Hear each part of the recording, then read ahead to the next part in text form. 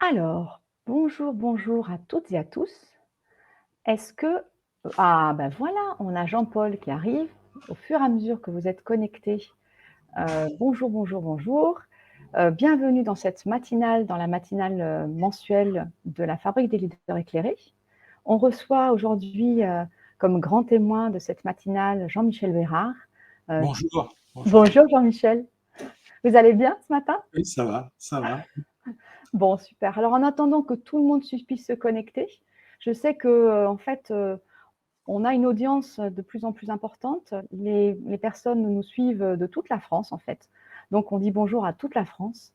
Et donc voilà, donc avant et pour permettre aux gens de se connecter, je voudrais faire d'abord remercier, les partenaires, comme je le fais tout le temps, qui nous accompagnent et qui nous aident à diffuser ces matinales.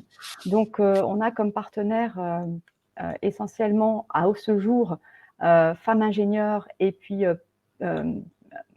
PWN, ils m'excuseront, qui sont des associations de femmes ingénieures comme son nom l'indique, et de femmes qui sont très justement investies dans comment est-ce qu'on travaille sur la parité homme-femme dans les entreprises. Et j'en profite pour faire un appel parce qu'on souhaiterait faire des passerelles entre les associations et notre écosystème. Donc, pour pouvoir diffuser encore plus largement ces témoignages de nos dirigeants qui nous font le plaisir d'être avec nous une fois par mois et de raconter leur histoire, la manière dont ils vivent le leadership, pour que vous puissiez repartir avec des éléments et puis surtout avec beaucoup d'énergie pour commencer cette journée. Donc voilà, après cette brève introduction, je fais toujours un petit rappel de notre actualité et présente un peu ce que c'est que la Fabrique des leaders éclairés pour ceux qui ne nous connaissent pas encore. Je sais que vous êtes beaucoup de fidèles, mais je sais qu'il y en a certains aussi d'entre vous qui nous découvrent pour la première fois. Donc je suis Muriel Montagnier, je dirige mon cabinet qui s'appelle HMR Consulting depuis 11 ans maintenant, que j'ai fondé aussi il y a 11 ans, et dont la mission est d'accompagner les transformations individuelles et collectives à fort enjeu humain.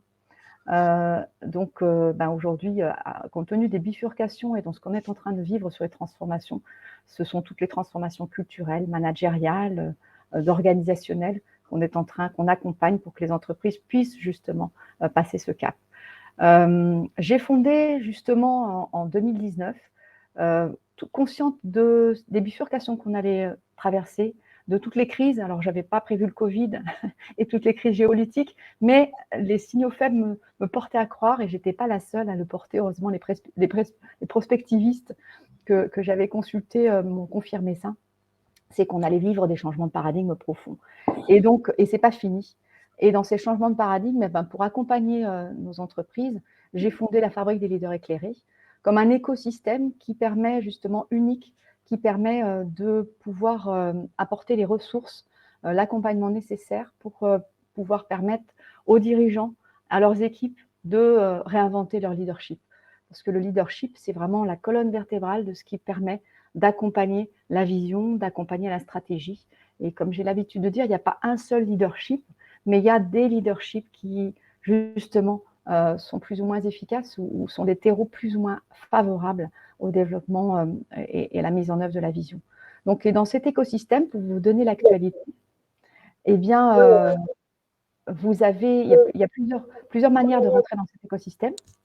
Le premier, c'est on a créé des clubs de dirigeants dans lesquels des dirigeants se rencontrent par petits groupes, dirigeants de PME, de TI, on a 3 groupes et de grandes entreprises, toutes les 6 semaines dans un format très court d'environ 2 heures.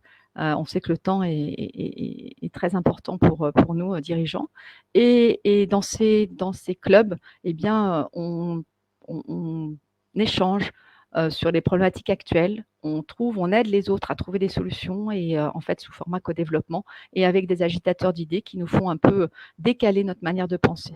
Donc ça, c'est la première manière de rentrer dans cet écosystème. On peut aussi, le deuxième chose, c'est qu'on a créé des parcours expérientiels de coaching de leadership pour accompagner les dirigeants, leur comité de direction, les top managers pour justement développer, et depuis 2019, on développe des protocoles différents, expérientiels de coaching qui sont 5 fois plus rapides et 5 fois plus durables que du coaching traditionnel. Au cœur du réacteur, pour s'engager, et ça c'est la mission de la fabrique aussi, c'est de pouvoir avoir une dimension prospectiviste, pas uniquement dans le je pense au futur, mais comment j'agis concrètement, comment je peux aider les entreprises à être acteurs et avoir un impact sur leur environnement et un impact sociétal.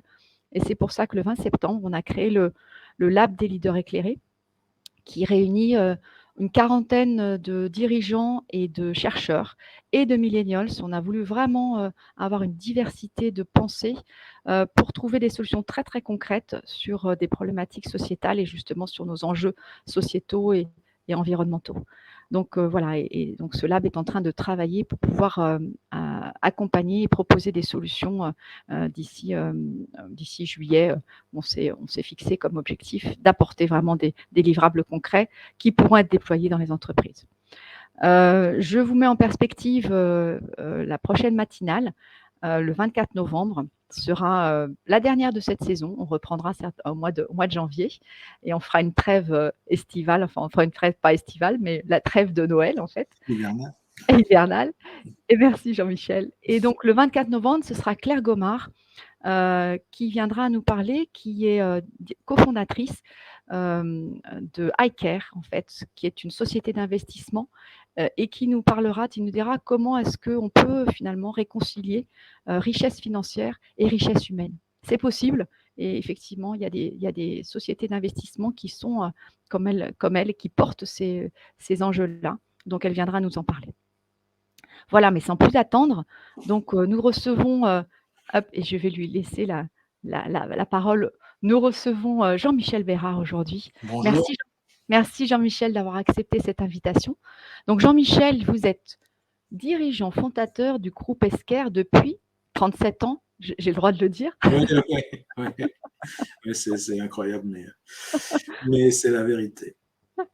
Donc vous étiez tout jeune fondateur. Ouais, j'avais 23 ans quand j'ai créé la société. Là, maintenant, j'en ai 60. Donc, c'était une vraie vocation. Donc, vous êtes devenu un des principaux, Esker, donc, est devenu un des principaux éditeurs mondiaux de solutions de dématérialisation des documents, avec aujourd'hui plus de 1000 employés, 14 filiales à l'international, si je me trompe. Et vous avez publié, parce que j'ai suivi un peu votre actualité, vous avez publié, pas plus tard que la semaine dernière, le meilleur résultat historique, je crois, sur le 3e trimestre de votre histoire, si mes informations sont bonnes, avec un chiffre d'affaires cumulé de 116,8 millions d'euros, en progression de 13% à taux constant par rapport à l'année dernière. Donc d'abord, chapeau, félicitations à vous et à vos équipes pour cette excellente performance. C'est vraiment remarquable.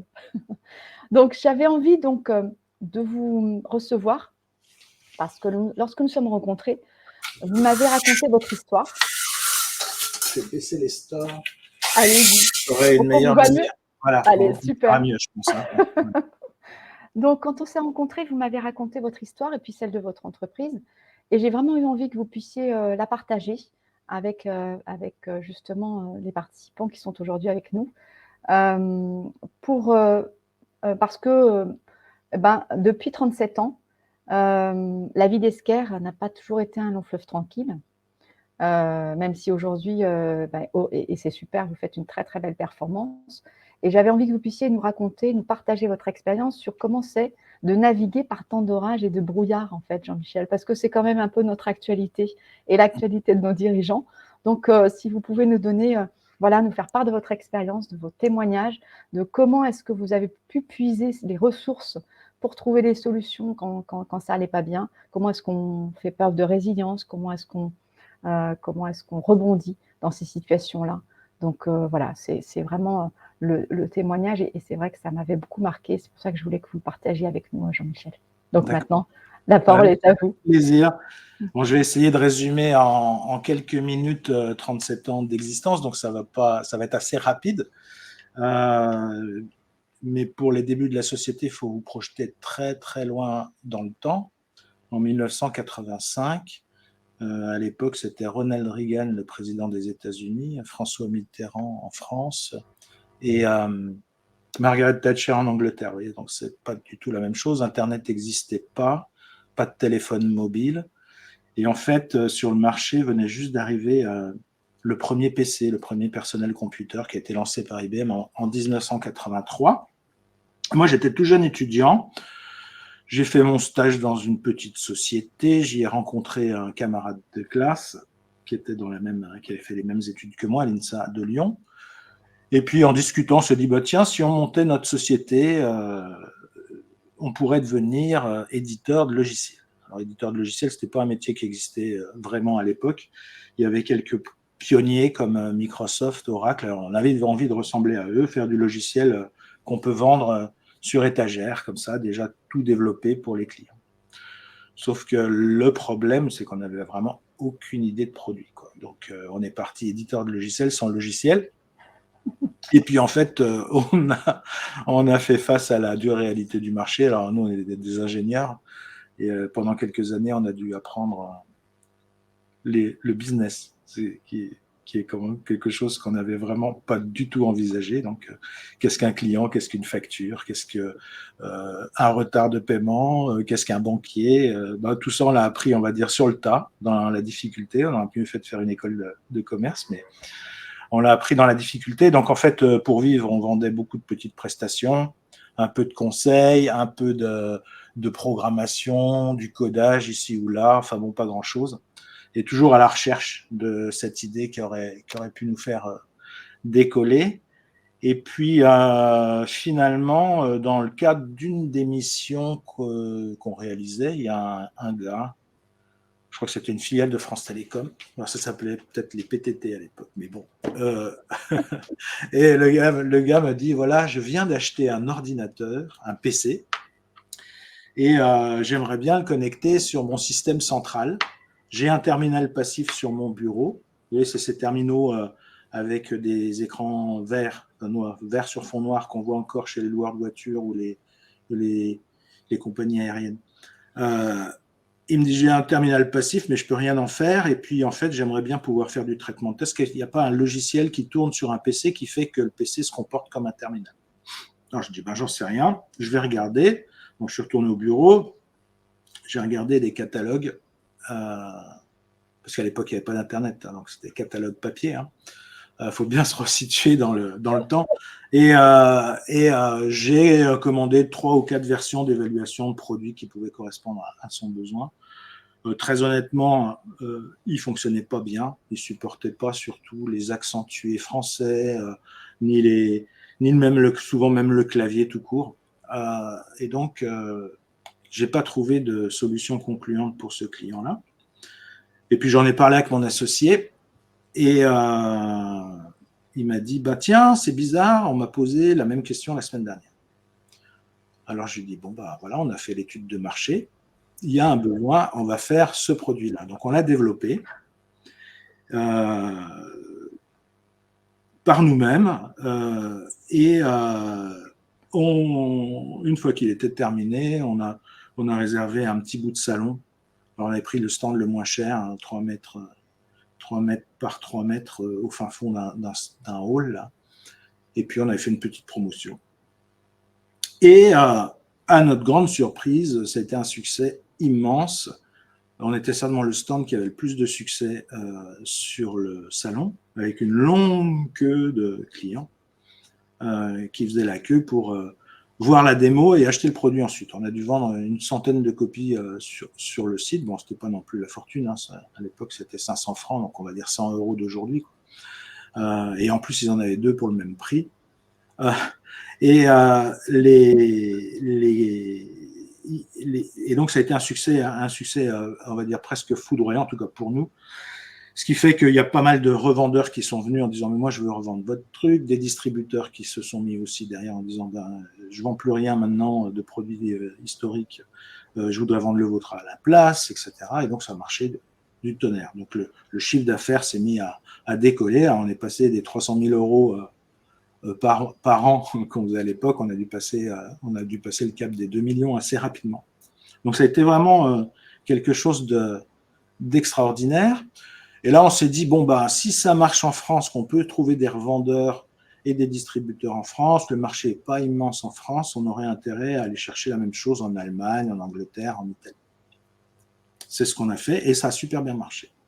Donc là, franchement, on se dit, waouh, tout va bien. Donc maintenant, le prochain pays, c'est États-Unis, quoi.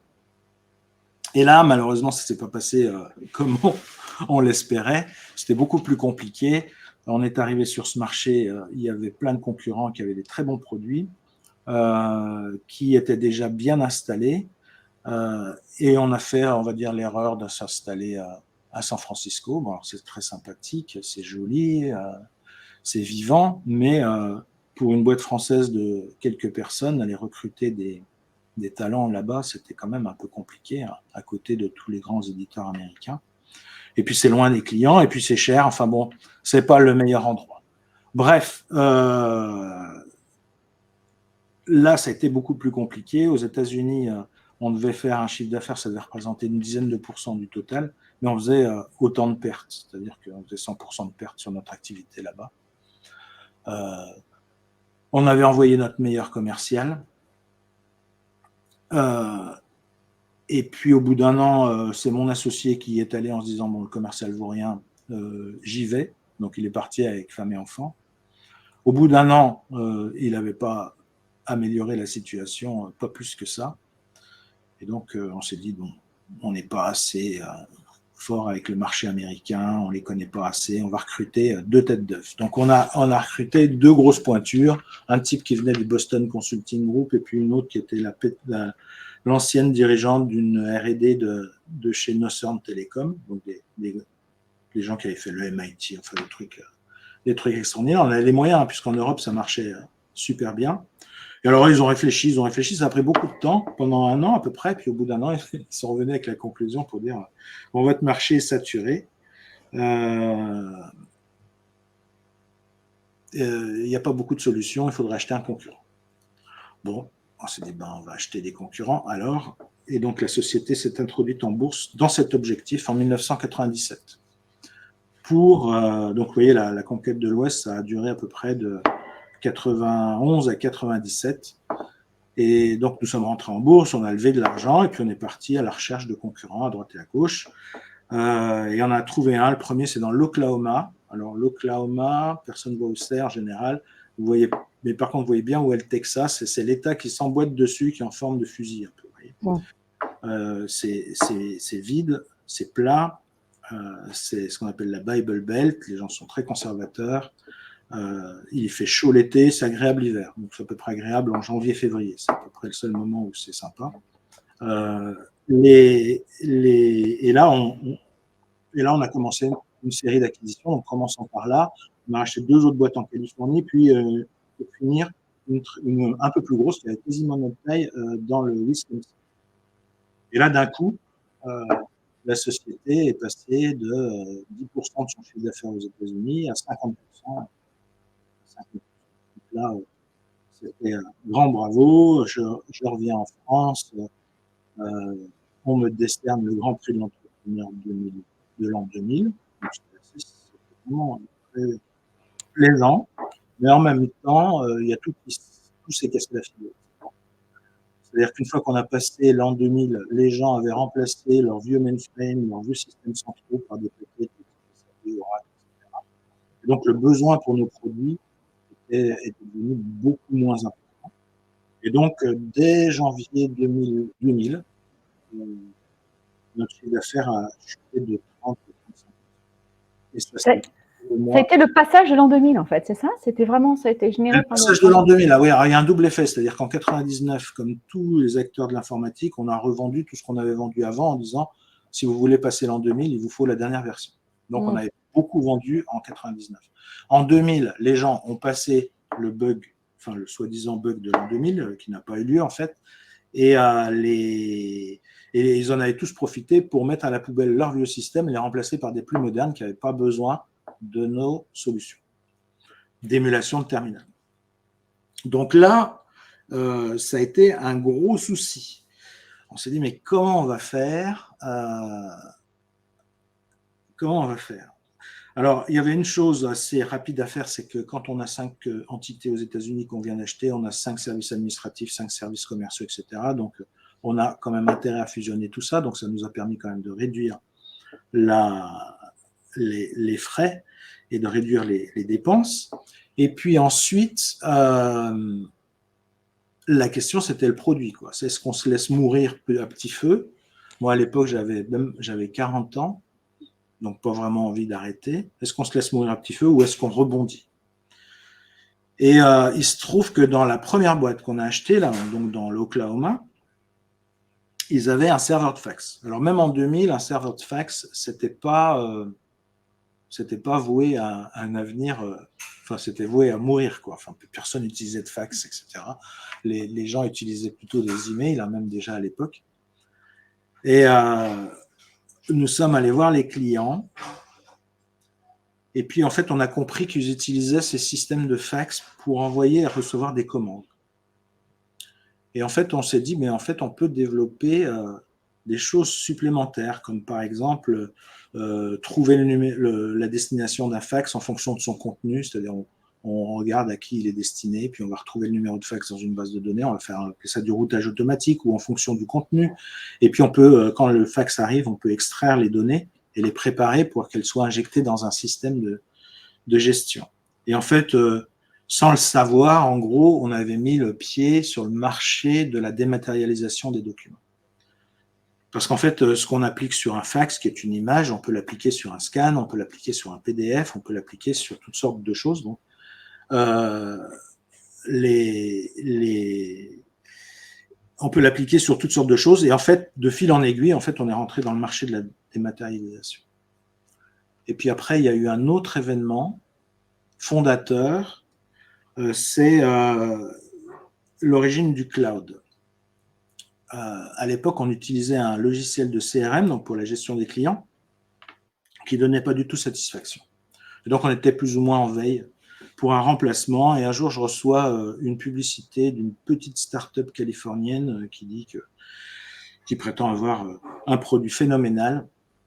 Et je regarde un petit peu à quoi ça ressemble, m'aperçois que c'est du cloud, et je demande à notre service informatique de regarder ce produit. En fait, il s'agissait de Salesforce.com. La boîte était toute petite à l'époque, elle devait faire 10 millions de dollars, elle était plus petite que nous. Bon, maintenant, elle fait 30 milliards de dollars. Elle a beaucoup changé en dimension. On aurait dû se lancer dans le marché du CRM. Et en fait, on a expérimenté ce produit, ça a super bien marché, vraiment bien marché. Les gens étaient contents, donc on s'est dit, bon, on va l'étaler, on va l'étendre, on va le déployer dans tous les pays.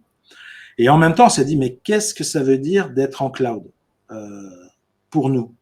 Et en fait, on s'est dit, ben ça, c'est vachement intéressant parce que quand on vend des serveurs de fax, on est obligé de demander aux clients de tirer des lignes de fax, d'avoir des modems fax ou des cartes fax, d'avoir comme c'est souvent des systèmes qu'on appelle mission critical qui n'ont pas le droit de s'arrêter, il faut mettre en place des clusters. Donc en fait, c'est une grosse contrainte sur le client. On s'est dit, si on hébergeait, nous, l'infrastructure et qu'on rend le service d'envoi et de réception de fax, alors à ce moment-là, on aurait un avantage compétitif significatif. Et on l'a fait. Donc ça, c'était en 2003-2004. On a monté une petite plateforme comme ça de fax. Et on a trouvé des clients très rapidement. D'ailleurs, je crois que le troisième client, c'était Microsoft lui-même, qui avait encore un résidu de fax dans son activité et qui était très content de pouvoir le sous-traiter, parce qu'il n'avait pas du tout envie de s'encombrer avec tout ce matériel. Et le truc est parti. Alors, est parti assez rapidement.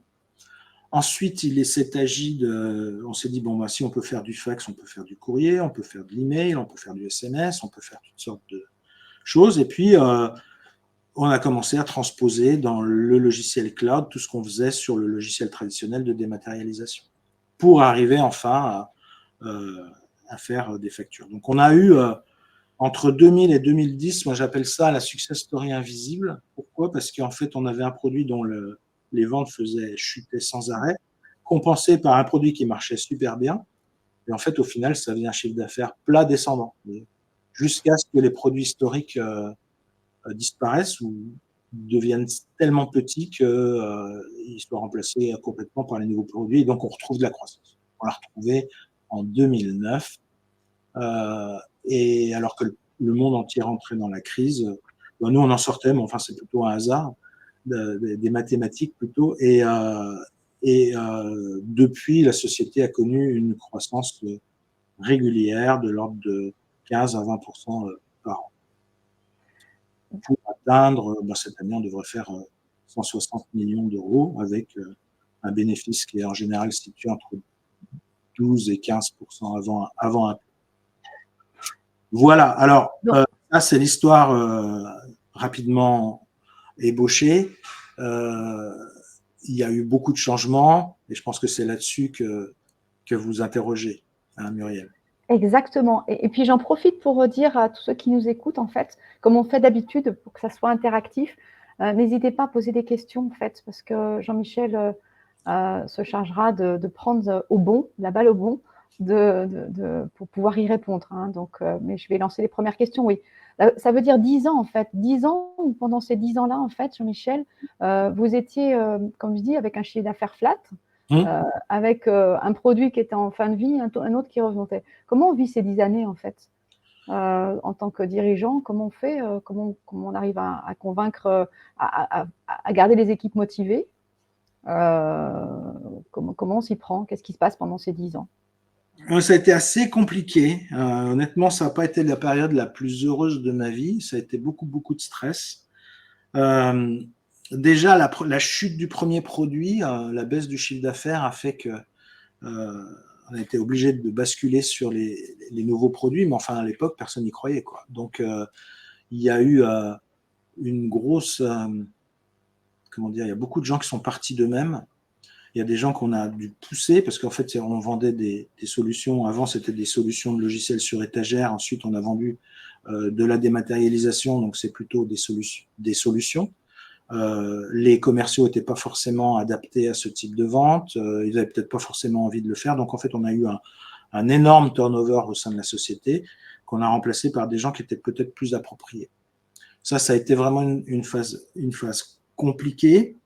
Ensuite, il y a eu une autre phase un peu compliquée qui a été le passage au cloud. Alors là, ça a été pareil, levée de bouclier en interne. En gros, c'est-à-dire qu'avant que le produit ne touche le marché, il y avait toute la couche commerciale, marketing qui disait mais vous n'y pensez pas, les commerciaux, les clients n'accepteront jamais d'avoir leurs données à l'extérieur de l'entreprise. Enfin, on avait toutes les objections des clients, mais avant même d'avoir parlé aux clients. Et à ce moment-là, on a monté une petite équipe dédiée à ne faire que ça, c'est-à-dire à ne vendre que du cloud. Et ça a démarré petitement, mais ça a fini par représenter un chiffre d'affaires significatif. Et puis, ils ont ouvert la voie, ils ont montré que les clients pouvaient l'accepter, qu'il y avait un intérêt au cloud. Aujourd'hui, ça semble évident parce que tout le monde vend du cloud, mais à l'époque, on était parmi les premiers. Et de fil en aiguille, ça a diffusé à l'intérieur de l'organisation pour faire en sorte que tout le monde s'y mette. Et aujourd'hui, on ne vend plus que du cloud dans l'organisation. Ça, c'était les grands changements. Donc, on l'a fait là, cette fois-ci avec une petite équipe. C'est pas vraiment ma solution préférée parce que ça crée beaucoup de conflits, mais parfois, c'est nécessaire de le faire. Oui, c'est ce que vous expliquez, avoir des pionniers, en fait, c'est-à-dire des gens qui croient, des grands croyants, en fait, Ouais. qui croient au projet, parce que les autres étaient plutôt réfractaires ou étaient plutôt, comme vous disiez, ils anticipaient les objections. Donc, Les objections.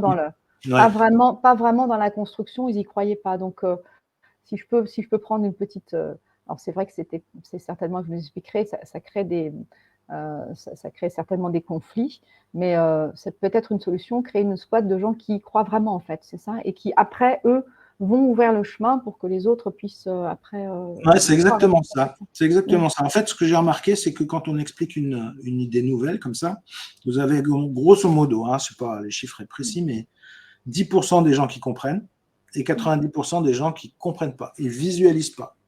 Et il faut les aider. C'est pas forcément qu'ils comprennent pas, mais c'est peut-être qu'ils veulent pas comprendre, ou alors ils sont dans d'autres schémas.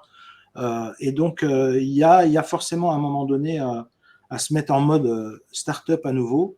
Et là, dans le cas présent, j'ai pris un des meilleurs commerciaux qui voyait bien ce qu'on voulait faire et qui a pris le challenge en main. On lui a donné une personne technique pour l'accompagner dans la partie commerciale. Et puis rapidement, on lui a ajouté une composante marketing, quelques vendeurs, et puis c'est devenu une équipe indépendante. Donc on a, par l'exemple, en fait, convaincu le reste de la structure que le cloud était viable et qu'on avait intérêt à y aller. Et donc, ça a pris à peu près 5 ans, de 2005 à 2009, pour que tout le monde soit convaincu. Ça veut dire qu'une transformation, ça met du temps. C'est ça, Jean-Michel? Oui, ça a pris beaucoup de temps. Déjà, il a fallu faire la preuve par neuf, la preuve du marché. Donc ça prend un peu de temps. Et puis ensuite, il faut que les gens s'approprient les choses les uns après les autres. Alors après, on a beaucoup de filiales, ce qui fait que ça a été un peu filiale par filiale. Il y a d'abord la France, parce que c'était là que c'était développé. Les États-Unis sont arrivés juste un peu après, mais il leur a fallu 2 ou 3 ans. Et puis il y a des filiales qui s'y sont mis vraiment en tout dernier. Mais bon, c'est logique. C'est logique. Ça a été un changement important. Il y a un autre changement important qui est intervenu à partir des années 2010-2011, qui est la mise en place de l'agilité dans l'entreprise. Quand on vend du logiciel cloud, en fait, c'est par nécessité que c'est arrivé, c'est que quand on vend du logiciel SaaS, en fait, on vend le même logiciel qui tourne pour plein de clients différents. Et se pose très rapidement la question des mises à jour. Dans le monde traditionnel, on faisait une mise à jour du logiciel tous les ans, vous voyez, comme Windows ou Office. Sauf que quand on fait une mise à jour globale tous les ans pour 1 millier de clients, par exemple, on est à peu près certain de créer des bugs et des problèmes énormes chez tous les clients. Donc, c'est quasiment une voie impraticable. On n'est pas capable de faire une mise à jour. En tout cas, à cette fréquence-là. Et donc, on s'est dit, on a regardé un petit peu ce que faisaient les autres et on s'est rendu compte qu'ils pratiquaient ce qu'on appelle l'agilité. Et donc, l'agilité, en fait, ça consiste à sortir une version du produit tous les 15 jours. Donc, évidemment, on minimise les risques de gros problèmes.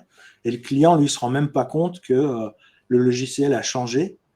C'est ce qui arrive quand on utilise Amazon ou Facebook. On s'aperçoit un beau matin qu'il y a un nouveau bouton. Alors, on ne sait pas s'il était là hier, s'il est apparu dans la nuit ou s'il était là depuis une semaine et qu'on ne l'avait pas vu. Et en fait, en gros, ces interfaces, elles mutent et elles changent sous nos yeux sans qu'on le remarque, parce qu'ils font de l'incrémental. Et en fait, on a mis ça en place, donc ça nous a bien soulagés. Et en même temps, on s'est rendu compte que l'agilité, si on poussait le raisonnement un peu plus loin, ça apportait beaucoup d'autres bénéfices. Alors, il y a un bénéfice d'un point de vue humain, en particulier avec les gens de la R&D, c'est qu'en gros, on leur dit, voilà les prochaines fonctionnalités qu'on veut développer dans les 15 prochains jours, donc il n'y en a forcément pas beaucoup, vous vous débrouillez pendant 15 jours, vous organisez entre vous, et à l'issue des 15 jours, on veut voir le résultat. Vous nous présentez le résultat, ce qu'on appelle une review. Et en fait, ça apporte beaucoup de motivation aux développeurs. Pourquoi? Parce que pendant 15 jours, ils sont complètement indépendants. On ne s'occupe pas d'eux, on leur fout la paix complètement. Et donc, ils s'organisent entre eux, ils décident les méthodes de codage qu'ils veulent utiliser, s'ils veulent travailler ensemble ou chacun isolément, ils font comme ils veulent. Donc, ils fonctionnent un peu comme une famille, avec une grande capacité, une grande indépendance. Ils intègrent les nouveaux à leur manière. Enfin, ils gèrent ça comme une petite entreprise, en fait, pendant 15 jours. Et puis, en même temps, le fait de choisir les fonctionnalités qu'on veut mettre dans le logiciel, ça veut dire qu'en fait, c'est forcément les fonctionnalités les plus urgentes. Donc, on est obligé de les justifier, de les trier, de faire en sorte qu'elles correspondent à un besoin. Donc, ça apporte de la motivation. Et en même temps, d'un point de vue managérial, ça apporte une très grande agilité. Enfin, c'est normal que l'agilité apporte de l'agilité. Mais en gros, c'est comme on revisite grosso modo les plans de développement tous les 15 jours, puisqu'on a des releases tous les 15 jours, on est capable d'y intégrer des nouvelles technologies qui peuvent apparaître, des demandes clients qu'on n'avait pas anticipées, des fonctionnalités que développent les concurrents qui nous semblent intéressantes, et toutes sortes de choses qui nous permettent de vraiment coller au marché. C'est-à-dire que si on a une grosse affaire qui doit se signer, mais il faudrait avoir cette fonctionnalité qui, par ailleurs, est très intéressante, eh bien, elle va passer en tout premier. Si on voit qu'un concurrent a fait quelque chose d'intéressant qu'on devrait avoir, eh bien, on peut le passer en priorité. et on peut l'avoir nous aussi un mois après, en production, dans les mains du client. Donc ça nous a apporté un immense bienfait en fait de cette méthode d'agilité, parce qu'en fait elle nous permet de coller au marché. Et Dieu sait s'il a été chahuté, hein. Donc on a dû changer nos plans. En fait, c'est un peu comme un bateau. Vous savez, on a un cap et puis on peut tirer des bords, on peut avancer de travers, mais on n'est pas exactement dans le cap, mais on revient. Enfin, voilà, ça fonctionne comme ça. Voilà. Et donc, du coup, en fait, Jean-Michel, c'est l'agilité, parce que moi, j'entends beaucoup d'entreprises qui nous entourent, qui voudraient mettre en place et qui souhaitent mettre en place, contraint ou forcé ou par volonté, cette notion d'agilité. Ce que vous dites est très intéressant. Ça serait quoi le terreau pour pouvoir faciliter cette agilité, en fait? Si vous aviez 1 ou 2 points ou 3 points, ce serait, qu'est-ce que vous pourriez nous dire là-dessus? Moi, j'en ai compris un, c'était, vous le dites, il faut les laisser faire, donc grande autonomie, en fait. Il faut, il faut les laisser faire. Il faut les laisser faire. Et en fait, c'est un système qui fait qu'en sorte, le changement s'opère de lui-même bien souvent. Ça oblige les managers à définir leurs priorités. Donc, ça les force à donner du sens. Donc, ça n'a pas qu'un impact sur les développeurs, hein, ça a un impact sur le management. Parce qu'en fait, il est obligé de justifier, de dire, ben, là, on a 15 jours, on va les occuper à faire ça, ça doit être les choses les plus importantes. Et donc, ça oblige le management à donner du sens et globalement à donner à l'entreprise un cap qui est clair et qui est bien partagé par les équipes. Alors, je vois que j'ai beaucoup de questions. Oui, vous pouvez prendre celle que vous voulez. Alors, comment s'appelait Esker avant? Ça, c'est facile. Ça s'est toujours appelé Esker. Voilà. Les mutations d'un secteur, c'est une bonne question. Très, très compliquée. Très honnêtement, sur l'émulation de terminal, donc le logiciel qui permettait de se connecter, enfin le premier logiciel, ça a été on a été un peu, on va dire, imprudent, on n'a rien anticipé du tout. Le marché nous envoyait des signaux, on ne les a pas vus. Les cabinets d'analystes de type Gartner nous expliquaient qu'il y avait un futur, que ça allait évoluer de cette manière-là. Ça ne s'est jamais matérialisé. Le succès qu'on avait connu dans les années 90 nous avait donné une certaine arrogance, je dois dire. Parce qu'en fait, tout avait réussi les uns derrière les autres, avec plus ou moins de vitesse, de rapidité, mais enfin, ça avait super bien marché.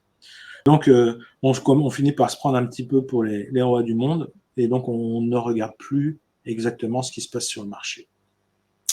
Donc, anticiper, c'est compliqué. On peut évidemment essayer de le faire, se capter les signaux faibles, etc. Je pense que la réponse, elle est plutôt dans l'agilité. C'est-à-dire l'agilité vous donne un moyen de vous adapter au changement du marché très rapidement. Et en même temps,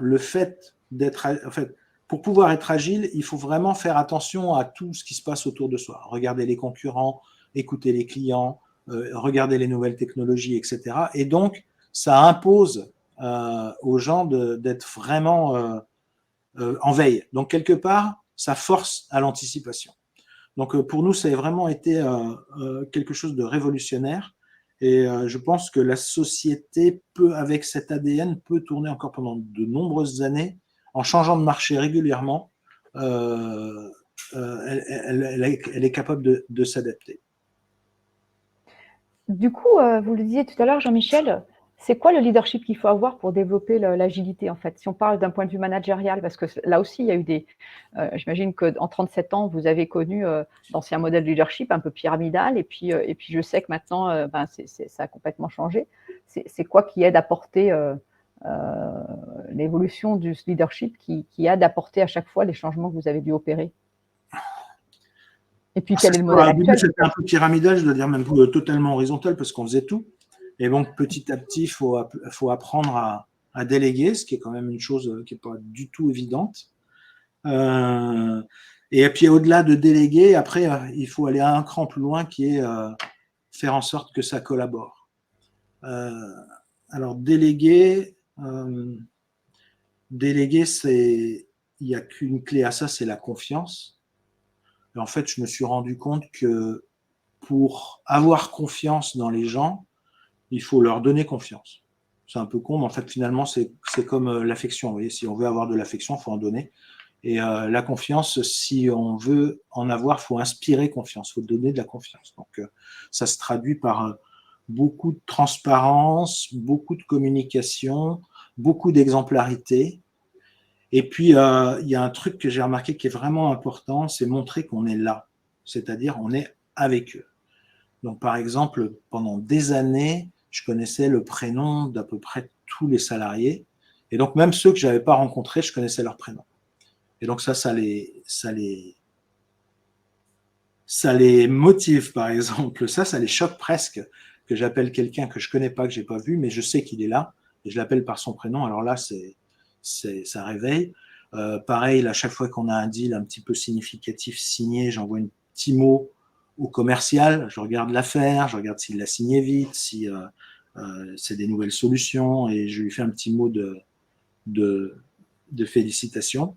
Ça aussi, ça montre qu'on est là, quoi. Voilà, c'est la présence. Vous voyez. Donc en fait, en gros, c'est transparence et présence qui crée de la confiance. Et donc à partir du moment où les gens ont confiance en vous, en fait, vous pouvez avoir confiance en eux. Et là, naturellement, on peut passer à l'étape suivante, qui est la collaboration. Et il y a une qualité de plus à rajouter, c'est en gros de savoir se taire, voyez, et d'accueillir avec plaisir et bienveillance toutes les initiatives qui vont dans le bon sens. Et en fait, en gros, on arrive à un moment donné où le changement se produit à l'intérieur de l'entreprise tout seul, sans qu'on ait rien fait. Ça a été l'exemple, par exemple, sur la RSE. Franchement, ce n'était pas une de mes préoccupations à l'époque, hein, c'était en 2015. Et puis, on sentait que les clients étaient un peu pressants, qu'ils avaient envie enfin, qu'ils exigeaient même d'avoir un certain niveau en RSE. C'est venu aussi de la part des salariés. Et en fait, finalement, il y a un petit groupe qui s'est mis en route tout seul et qui s'est dit on va s'occuper de RSE. Donc, ils ont commencé à lancer des initiatives. Moi, j'ai vu ça arriver, j'ai dit, on va surtout pas l'empêcher, on va faire en sorte que ça se développe, on va leur donner un petit budget. Et de fil en aiguille, la RSE a été reprise par beaucoup de gens. Finalement, à la fin, mon seul rôle, ça a été de formaliser un petit peu tout ça, faire toutes ces initiatives, de les remettre dans l'ordre, de leur donner un peu de cohérence. Et ça nous a permis, en fait, par exemple, l'année dernière, on a obtenu la médaille platine pour EcoVadis. Et ça s'est fait tout seul, alors sans effort. Il y a beaucoup de choses comme ça qui se passent tout seul. Par exemple, on a défini les valeurs de l'entreprise. C'est venu des RH et des gens en charge du recrutement, donc des opérationnels qui se sont dit il faudrait qu'on ait des valeurs à exprimer. Donc là, il y a eu un grand mouvement qui s'est fait au sein de l'entreprise, de sondage, d'enquête, etc. Et ça on a été impliqué au niveau de la direction également, donc pour donner un petit peu notre avis, quoi, mais pas plus que ça. Et finalement, ça s'est traduit tout seul. Et aujourd'hui, on a des valeurs qui correspondent exactement à l'entreprise. C'est pas des valeurs qui ont été, on va dire, imaginées par la tête et qui ont été appliquées aux gens. C'est plutôt des valeurs qui sont venues du terrain. Donc, je pense que on arrive à un niveau de management. Une fois qu'on a fait beaucoup de délégations, je pense que l'étape suivante, c'est vraiment la collaboration et laisser les gens s'exprimer. Donc, il y a beaucoup de choses chez nous qui se font tout seuls. Donc, ça règle quand même une grande partie de ce qu'on appelle la gestion du changement. Ça se fait tout seul, sans qu'on l'ait demandé. Alors, par contre, il faut savoir se taire. Voilà, donc en fait, je parle de moins en moins. Et je regarde de plus en plus, j'écoute beaucoup. Et en gros, j'envoie des signes de bienveillance pour dire ça, oui, ça c'est bien, ça va dans la bonne direction. Mais bon, ça suppose aussi d'avoir un cap assez clair. D'accord, ça veut dire d'avoir une vision. Ouais, d'avoir une vision bien exprimée, bien formulée, pour que les gens puissent se mettre en collaboration par rapport à ça. Il faut que ce soit clair. Et à partir de ce moment-là, ils viennent avec leurs initiatives. Il suffit de dire oui ou de challenger un peu les personnes si la chose n'est pas tout à fait alignée. Et puis, ça se passe tout seul ensuite, parce que c'est leur idée. Donc, vous donnez le cap, le capitaine, enfin l'équipe, et c'est ça en fait ce à quoi vous avez veillé, c'était vraiment donner ce cap-là et donner la liberté dans ce cap. Et ce que je trouve que j'entends rarement, mais qui est extrêmement, vous l'avez vraiment bien exprimé, Jean-Michel, c'est l'écoute en fait, la présence. C'est-à-dire qu'à un moment donné, les choses se font même sans vous, en fait, j'allais dire, si vous donnez le cap et que vous avez fait le job, les gens s'en emparent, en fait. Ouais. Vous montrez que vous êtes là, vous montrez que c'est montrer que vous important êtes pour présent. vous. Voilà. Et l'agilité nous a forcé à formaliser les choses aussi. Enfin bon, ça a été quelque chose de très bénéfique. Alors je vois que j'ai encore de plus en plus de questions. Eh ben, allez-y. Attirer les talents et les conserver, ça va avec. L'agilité, c'est un élément, cette indépendance, et puis le fait que quelque part les gens sentent qu'ils peuvent collaborer, c'est-à-dire qu'ils peuvent apporter des idées et que ces idées ne seront jamais repoussées comme ça. C'est-à-dire elles peuvent être discutées, mais on va les écouter et on va en faire quelque chose si c'est intéressant, et on mettra les moyens. Et les gens le sentent. Et puis après, il y a évidemment tout ce qu'on appelle le bien-être au travail, donc des locaux sympas, une salle à café façon Starbucks, le baby-foot, etc. Mais c'est plutôt dans les méthodes de management que les gens s'y retrouvent. Donc on a un faible turnover qui est aujourd'hui de l'ordre de 10% en moyenne, hein, sur les 3 dernières années. Et on arrive, bon an, mal an, à recruter des talents. Donc on a quand même mis du monde au RH, hein, parce qu'il a fallu pas mal de chargés de recrutement pour s'occuper pour trouver du monde. Et justement, c'est quoi ces valeurs? C'est quoi les valeurs d'Esther, Jean-Michel, celles qui sont vraiment incarnées, en fait? Oui, alors elles sont assez longues, mais en gros, il y en a une, c'est Good Vibes Only, donc plutôt le fun.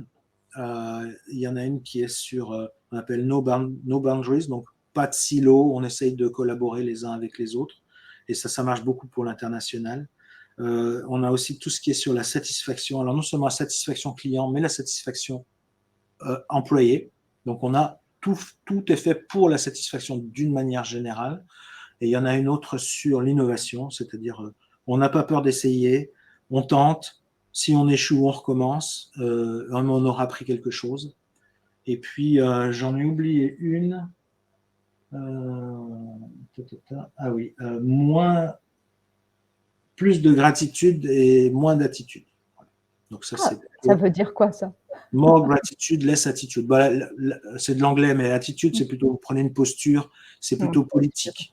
Et plutôt que d'avoir l'attitude, on va plutôt favoriser la gratitude. Donc en fait, de pas oublier de dire merci. On remercie. C'est un peu ce que j'appelle par la présence, c'est dire je suis là. Je suis là en tant que dirigeant, vous pouvez me faire confiance, j'écoute, je regarde, voilà. Il y a aussi un autre aspect, peut-être que je n'ai pas souligné suffisamment, c'est la présence sur le terrain, c'est-à-dire aller voir les clients. Parce que c'est bien beau de dessiner une stratégie, de l'expliquer, etc., mais enfin, s'il n'est pas sous-tendu par le monde réel, ça n'a pas beaucoup de valeur. Donc, au sein de l'entreprise, je me suis gardé une petite zone. Je pilote en direct la filiale asiatique. En fait, c'est 3 bureaux à Hong Kong, Singapour, Kuala Lumpur. Pourquoi l'Asie? Parce que j'aime bien l'Asie. C'est déjà une bonne raison, mais en plus, à Singapour, sur 40 km par 20 km, vous avez à peu près tous les clients du monde. Donc, vous pouvez faire 4 rendez-vous dans la journée et vous n'avez quasiment pas de déplacement. Ce n'est pas possible de faire ça aux États-Unis.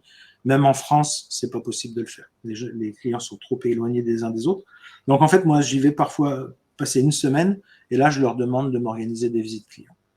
Et donc, ça me permet non seulement de comprendre la culture asiatique, mais aussi de comprendre les besoins clients qui sont sensiblement les mêmes qu'ici, qu'ailleurs. Et donc, d'avoir une forte légitimité quand on exprime quelque chose en termes de vision. Voilà, donc ça c'est aussi un aspect important.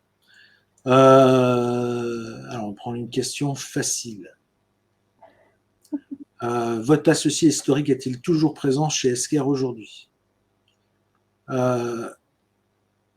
Non, il est parti en l'an 2000. Quand il a vu que les choses se gâtaient, que le chiffre d'affaires allait baisser, il s'est dit « c'est pas pour moi » et il est parti. Il a vendu ses actions et il est devenu rentier. D'ailleurs, ça ne l'a pas empêché d'aller rejoindre ses amours d'origine. Donc, en fait, lui, il venait de l'extrême gauche et il est retourné à l'extrême gauche, après un petit passage dans le capitalisme. Mais c'était un homme de start-up, c'est-à-dire que lui, il n'était pas vraiment dans la collaboration, il n'était pas dans dans l'écoute, il était plutôt dans le faire, enfin, c'est-à-dire que c'est lui, il s'occupait de tout. Il faisait beaucoup de choses, en particulier la partie commerciale. C'était un gars extrêmement brillant et il a permis à l'entreprise de décoller. Donc, très ambitieux. L'international, c'est quand même lui qui l'a initié. Et il a donné les fondations de l'entreprise. Mais je pense qu'il n'était pas fait pour une structure plus importante. C'était pas le genre à déléguer. Il avait inventé un concept qui était assez drôle, qui était en meeting, il appelait ça l'agenda dynamique, c'est-à-dire il n'y a pas d'agenda, quoi. Donc on se rassemblait, mais on ne savait pas de quoi on allait parler, et donc en fait ça venait tout seul. Ça marche bien quand on est une petite société. Je pense qu'au-delà d'une certaine taille, l'agenda dynamique, c'est quand même un peu limité, quoi. Ça pose des problèmes. Voilà. Donc ça c'était pour l'associé. Il y a une question sur la gouvernance, du coup. C'est quoi la gouvernance d'aujourd'hui, en fait? Le modèle de gouvernance, aujourd'hui, la société, c'est un directoire plus conseil de surveillance. Alors, le conseil de surveillance, c'est vraiment un conseil de surveillance, c'est-à-dire il surveille. Donc, il ne participe pas du tout aux opérations, ni même à la définition de la stratégie. Il s'assure juste qu'il y a une stratégie, que la stratégie soit définie. Il vérifie que les comptes sont bien tenus. Ils apportent leur expertise sur certains secteurs, comme le monde des directeurs financiers, qui sont nos principaux clients. On a un membre qui est un spécialiste de la sécurité, donc il veille à ce que la cybersécurité chez nous soit vraiment à la pointe, ou en tout cas dans l'état de l'art. Donc plutôt un conseil de surveillance. Derrière, il y a le directoire, donc c'est vraiment l'organe exécutif. Et là, on est 6 directeurs.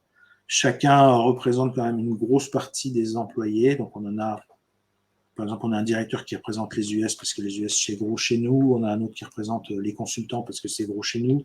La R&D évidemment, le marketing évidemment. Et ça se joue là. Là aujourd'hui, on est en train de réfléchir à l'étendre, en particulier pour susciter, on va dire, des remplaçants, puisqu'on commence à vieillir tous.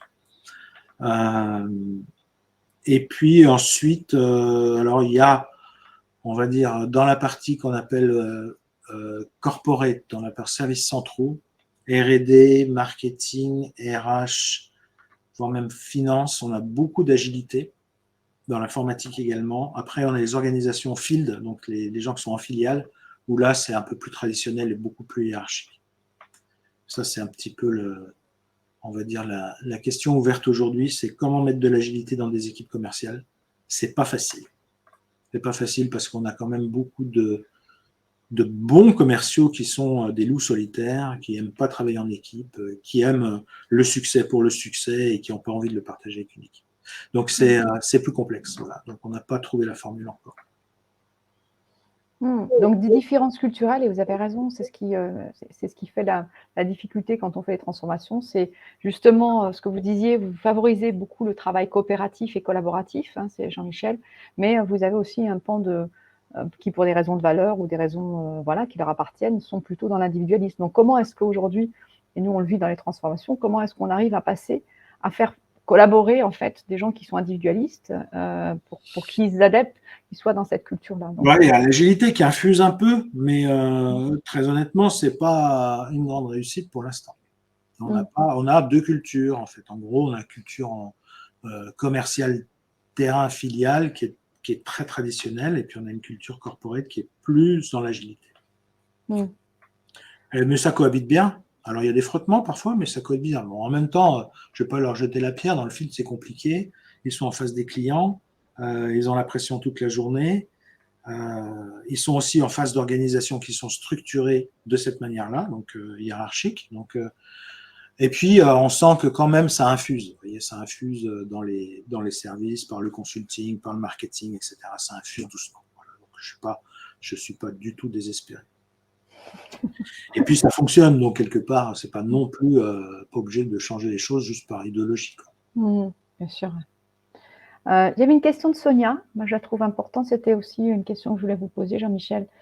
Quand on vit comme ça dans des périodes, il y a des périodes fastes, hein, success story, il y a des périodes beaucoup moins, vous avez vécu 10 ans où c'était beaucoup plus difficile. Comment on se ressource soi, en fait? Qu'est-ce qu'on a besoin en tant que dirigeant pour faire face à ces périodes-là, en fait? Parce qu'elles arrivent forcément, donc, à moins que, je ne connais pas de sociétés qui ont fait que des success stories. Mais c'est rare. C'est rare. Ça existe, c'est très rare. Il y a forcément des soucis. Alors, comment on se ressource? Je ne sais pas de formule particulière. Qu'est-ce qu'on va trouver comme ressource, en fait? C'est quoi qui est important? Qu'est-ce qui vous a fait tenir, vous, en fait, Jean-Michel? Ce qui m'a fait tenir plusieurs choses, bon, de toute façon, c'est d'être dans l'aventure, hein, c'est ça, ça pousse, hein, ça donne de l'énergie. Après, au niveau du quotidien, moi, je suis quelqu'un de très, très organisé, donc je déteste le stress. Donc, tout est millimétré, il n'y a pas beaucoup de place pour l'imprévu. Donc, ça permet de réduire fortement le stress. Il y a une règle d'or qui consiste à dire le week-end, je fais rien du travail, je m'occupe de mon jardin, je vais aller randonner à la montagne, mais là, je fais un vrai break. C'est-à-dire, je ne ramène pas trop de boulot à la maison. C'est pour ça que j'aime pas trop le télétravail personnellement, parce qu'il y a la maison et il y a le boulot. Donc, ça permet de. Le télétravail, ça mélange un peu les deux. Je ne suis pas un grand fan de ça. Et puis, il y a quelque chose qui ressource beaucoup, qui donne beaucoup d'espoir, très honnêtement, c'est d'aller voir les clients. Quand je vais faire une visite à Singapour ou à Kuala Lumpur, ben, c'est un moment de relaxation, parce qu'on se dit, ben, là, ça donne des idées, ça donne des perspectives, ça donne de l'espoir.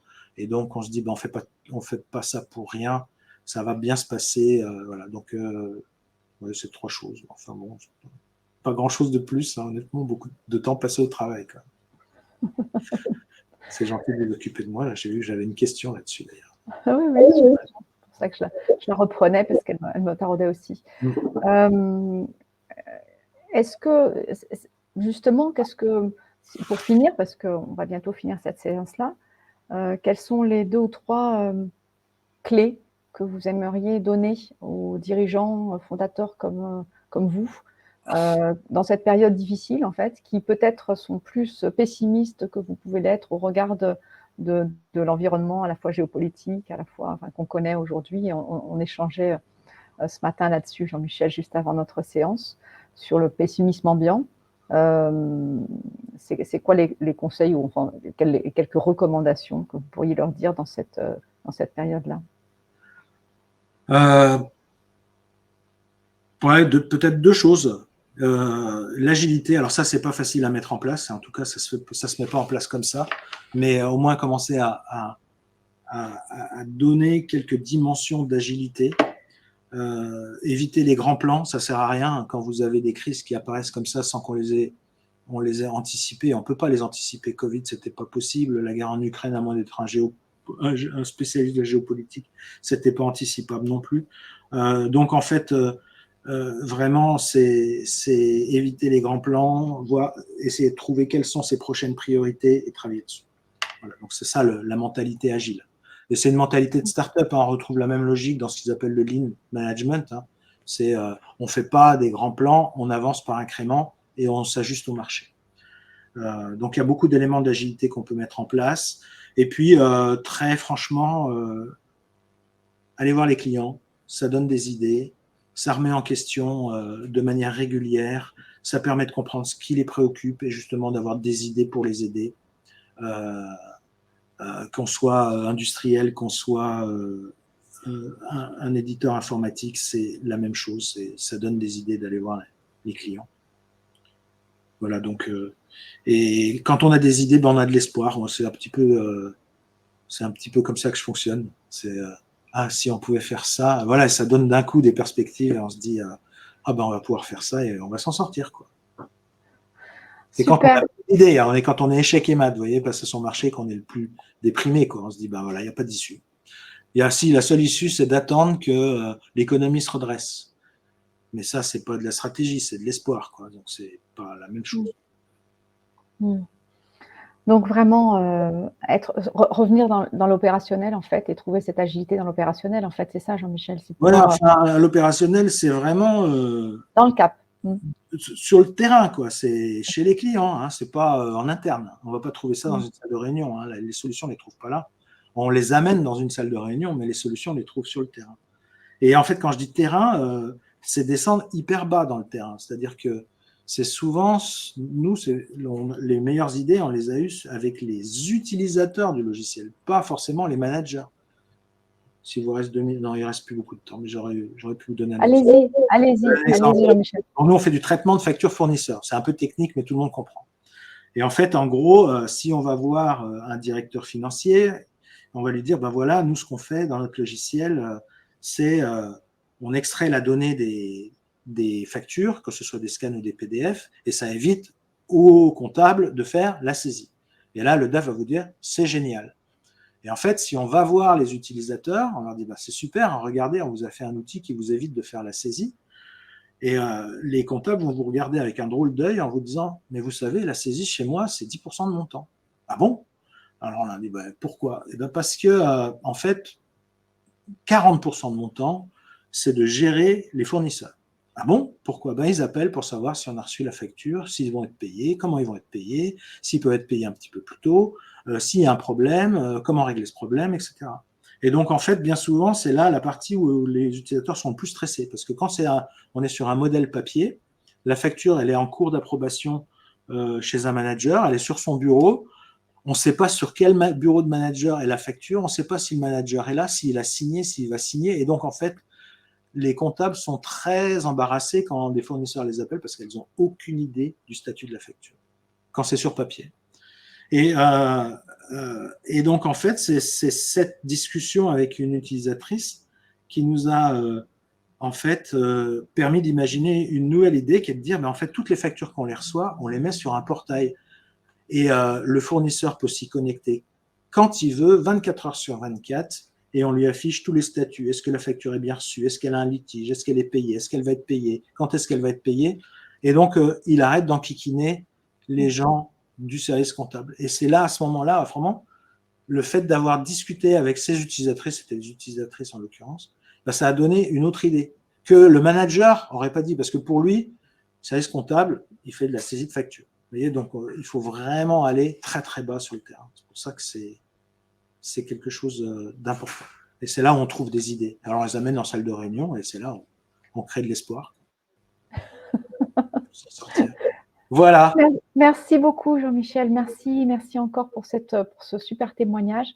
Merci à tous ceux qui nous ont posé les questions, participé, qui nous disent merci aussi, super beaucoup. C'était vraiment passionnant avec cette notion, ces tips sur l'agilité, sur l'essai de la liberté, avoir un terreau favorable. Moi, je retiens l'écoute, en fait, votre posture aujourd'hui, qui est plutôt une posture d'être à l'écoute et de laisser la place et de libérer la place, en fait, c'est ce que j'ai compris, en donnant un cap et une vision. Oui. Et pas être dans l'interventionnisme, mais vraiment à l'écoute de toutes les parties prenantes, que ce soit vos collaborateurs, vos clients, en allant au plus près du marché.